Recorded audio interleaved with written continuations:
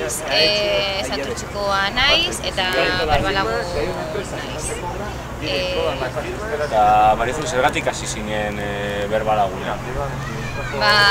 Batez ere, mentxa praktika egiteko euskeraz aurten, euskaltegian nago, eta euskeraz ikasten hasi nintzen, eta nik nahi dut euskera ikasten.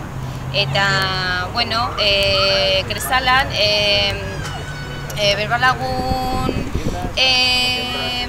aurkezpena izan zenean, pues ni argi neukan, ni programa honetan sartu nahi nuela. Eta, bueno, pues zertarako jende ezagutzeko batez ere, edo horretaz aparte, eta gero batez ere euskara hitz egiteko. Eta posik zaude? Bai, oso posik nago. Eta nik uste du nire helburua lortu dudala,